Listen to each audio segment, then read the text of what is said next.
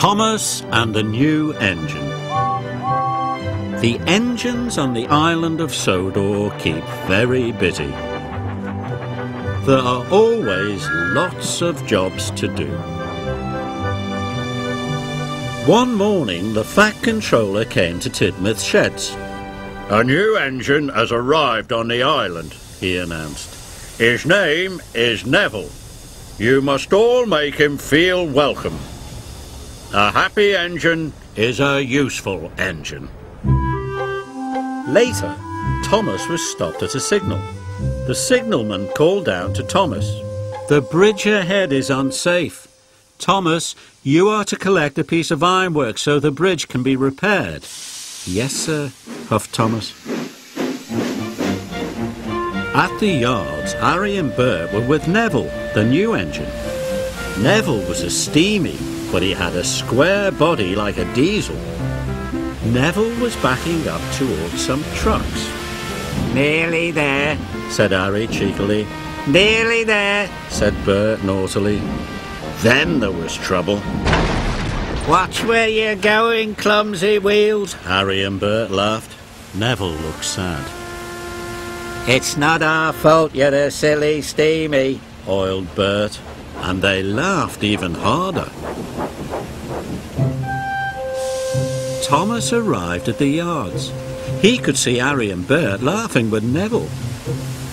That must be the new engine, he thought. He must be friends with the Diesels.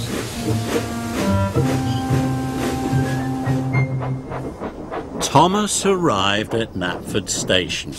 "Have you seen the new engine yet?" asked James. "Yes," said Thomas, "but we'd better be careful. I saw him at the yards with Harry and Bert. They were laughing together." James was shocked. A steamy friendly with Diesels.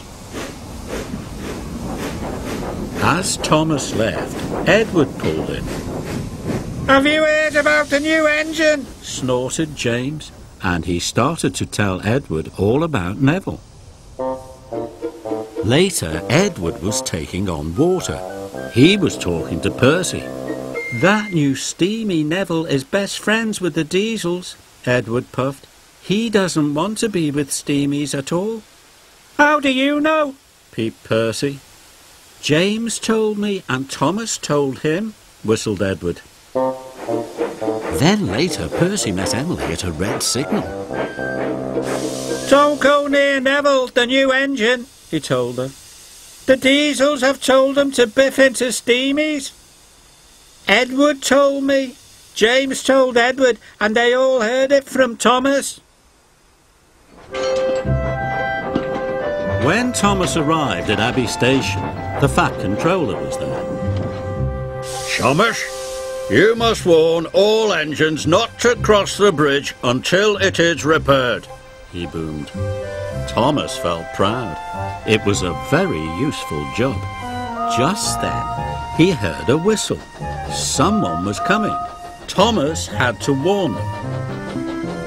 It was Neville, pulling Annie and Clarabel. Thomas was shocked. Annie and Clarabel were his carriages. "Hello," puffed Neville cheerfully. "I'm not talking to you," Thomas huffed crossly. Neville didn't know what he had done. Then Emily pulled in next to Neville.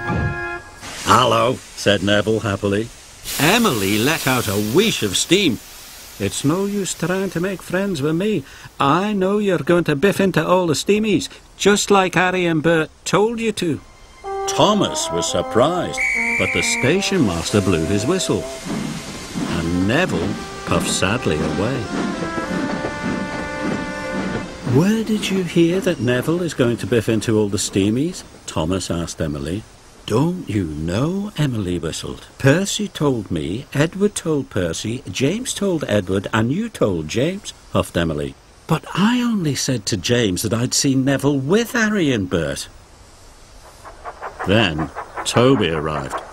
"Have you heard about Neville, the new engine?" he puffed. "Henry saw Harry and Bert be horrible to him at the yards." Emily was shocked. Thomas couldn't believe it.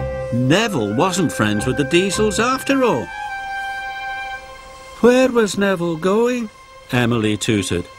Cinders and ashes, cried Thomas. Neville's heading for the broken bridge. I must stop him.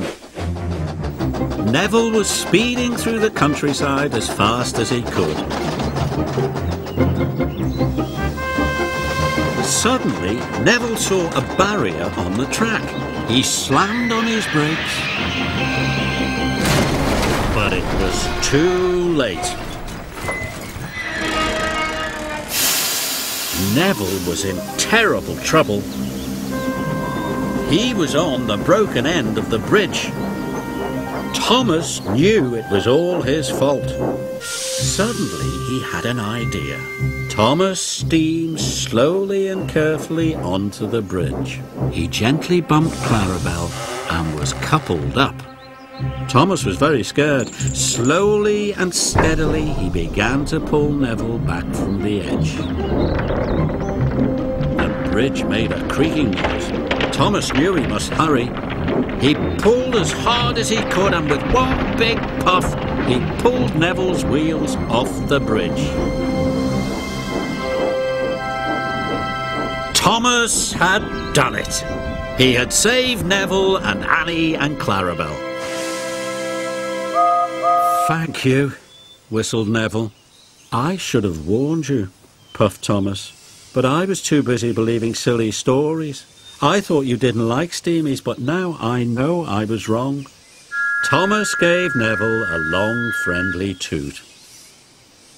Neville was very happy. At last he knew he had a good friend in Thomas.